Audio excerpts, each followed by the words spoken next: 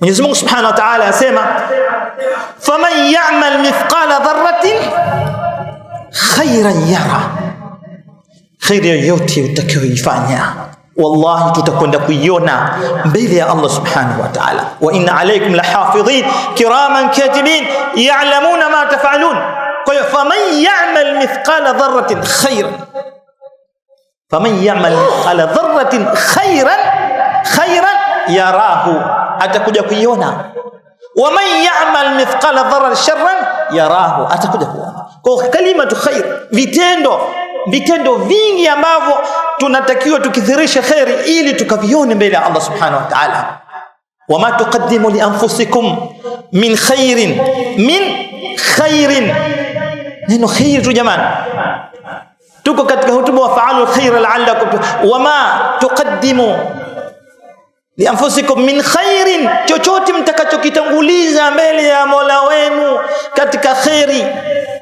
Na ukija katika wafasir min khairin imekuja katika sigha ya nakira, japo wengi tunaitumia aya hii katika kuchanga michango mbalimbali, si ndio jamani? Wama tuqaddimu li anfusikum min khairin tajiduhu inda Allah, mtajikuta kwa Allah Subhanahu wa Ta'ala. Taban unaweza kutumia huko katika kutafuta michango na kuhimiza watu watoe, kwa sababu tutakuja kupata malipo makubwa, lakini inakuja katika sigha ya nakira min khairin, katika khairi yoyote mtakayoitanguliza mbele ya Allah, ikiwa ni kutoa pesa, ikiwa ni kutoa msaada wa aina yote, ikiwa ni almuhimu khair tajiduhu inda Allah, mtaikuta kwa Allah Subhanahu wa Ta'ala huwa khairan wa a'dhama ajra, tena bora na yenye malipo makubwa.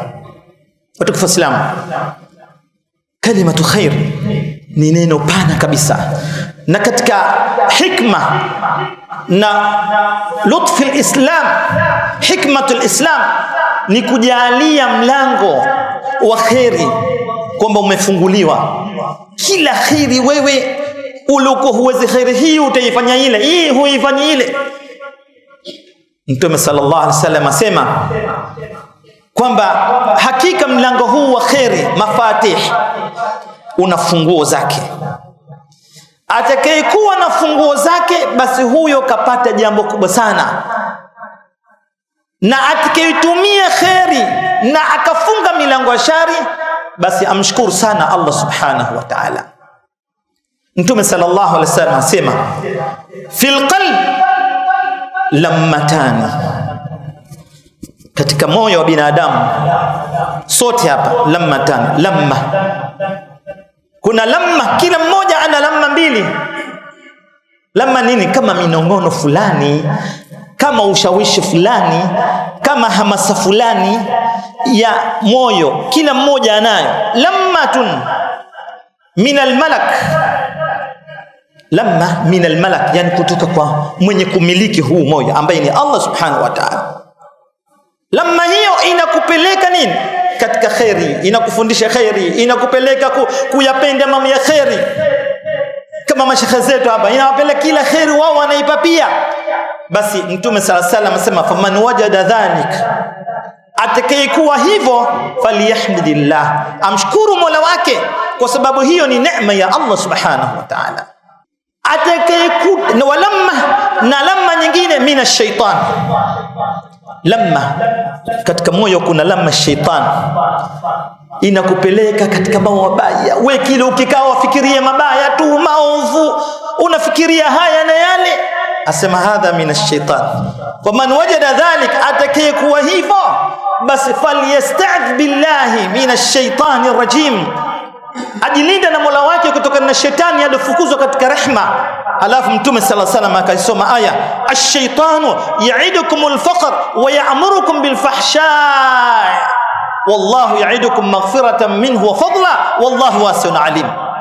Mtume akaisoma aya hiyo kwamba ash-shaytanu, siku zote shetani sisi, ya'idukumul faqr, anakuhimizeni na kuahidini ufakiri. Ukitoa hapa kushafilisika wewe. Shetani anataka ambalesi hapa, kushafilisika, usitoe, ibanie. Kumbe Mwenyezi Mungu Subhanahu wa Ta'ala ndiyo njia ile. Siku moja Mtume sallallahu alaihi wasallam aliwauliza masahaba kwa nini mwapenda mali za warithi wenu zaidi kuliko mali zenu? Wakasema hapana, isipokuwa kila mmoja apenda zake kuliko za warithi wake. Mtume akawaambia, inna malu ma taqaddam wa mali warithu ma ta'akhkhar. Mtu mali yake ni ile aliyoitanguliza kwa Allah subhanahu wa ta'ala, na ile aliyoichelewesha ile akasema gari zangu 10, nyumba zangu 5, hiyo ni mali ya warithi wako, wala huna uhakika wa kuitumia wewe. Sasa ash-shaytanu siku zote yaidukumul faqr, anajua kwa sababu jambo la kutoa ni jambo kubwa ambalo utapata tajiduhu inda Allah. Yaidukumul faqr wa ya'murukum bil fahsha, na anakuamrisheni mabaya, mara hivi moyo wataka hivi wataka hivi wataka hivi. Lakini Mwenyezi Mungu Subhanahu wa Ta'ala yaidukum fadla wa maghfirata, anakuahidini nini? Maghfira na fadla, wallahu wasi'un alim.